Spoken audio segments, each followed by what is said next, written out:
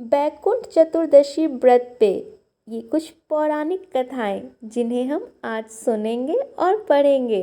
इसके पढ़ने मात्र से ही और सुनने मात्र से बैकुंठ धाम की प्राप्ति हो जाती है। तो आइए जानते हैं बैकुंठ चतुर्दशी की कुछ पौराणिक कथाएं। उसके अनुसार एक बार नारद जी पृथ्वी लोक से घूमकर बैकुंठ धाम पहुंचते हैं।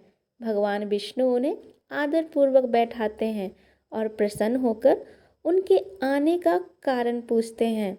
नारद जी कहते हैं कि हे प्रभु, आपने अपना नाम कृपा निधान रखा है।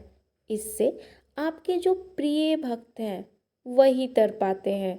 जो सामान्य नर नारी हैं वह वंचित रह जाते हैं। इसलिए आप मुझे कोई ऐसा सरल मार्ग बताएं जिससे सामान्य भक्त भी आपकी भक्ति कर मुक्ति पा सके।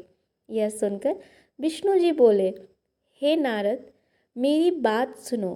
कार्तिक शुक्ल पक्ष की चतुर्दशी को जो नर नारी व्रत का पालन करेंगे और श्रद्धा भक्ति से मेरी पूजा अर्चना करेंगे, उनके लिए स्वर्ग के द्वार साक्षात खुले होंगे। इसके बाद विष्णु जी जय विजय को बुलाते हैं और उन्हें कार्तिक चतुर्दशी को स्वर्ग के द्वार खुला रखने का आदेश देते हैं।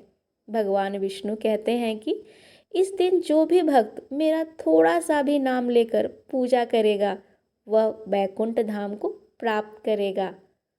दूसरी कथा के अनुसार करोड़ों सूर्य की कांति के समान वाला सुदर्शन चक्र जो शिव जी ने दिया था श्री हरि विष्णु को, उसके अनुसार एक बार भगवान विष्णु देवाधिदेव महादेव का पूजा करने के लिए काशी आए।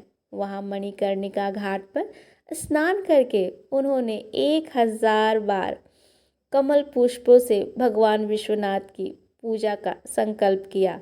अभिषेक के बाद जब वे पूजन करने लगे तो शिव जी ने उनकी भक्ति की परीक्षा के उद्देश्य से एक कमल का पुष्प कम कर दिया।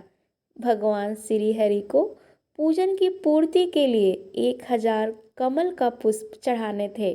एक पुष्प की कमी देखकर उन्होंने सोचा, मेरी आंखें भी तो कमल के ही समान हैं।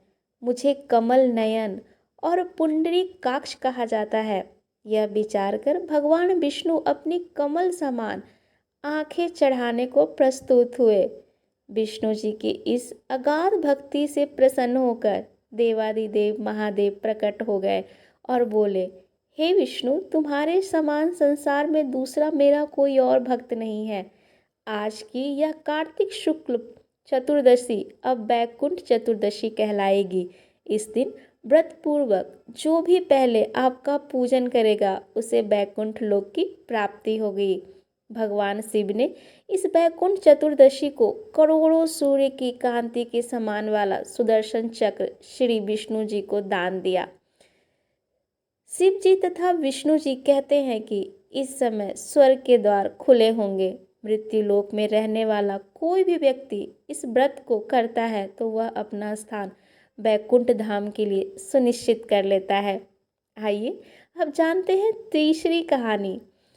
जब पापी धनेश्वर ब्रह्मा को बैकुंठ धाम की प्राप्ति हुई तो धनेश्वर नाम का एक ब्राह्मण था जो बहुत बुरे काम करता था।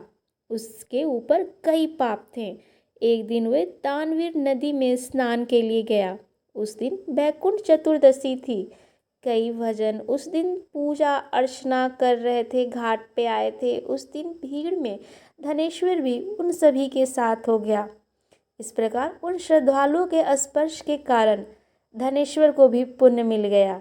जब उसकी मृत्यु हो गई तो उसे यमराज ले गए और नरक में भेज दिया।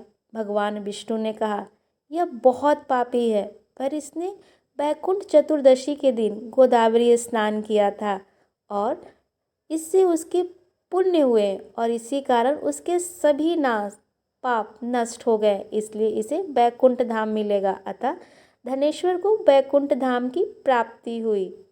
आशा करते हैं कि आपको ये कथा पसंद आई होगी। तो मिलते हैं हम अगले वीडियो में एक नई कहानी के साथ।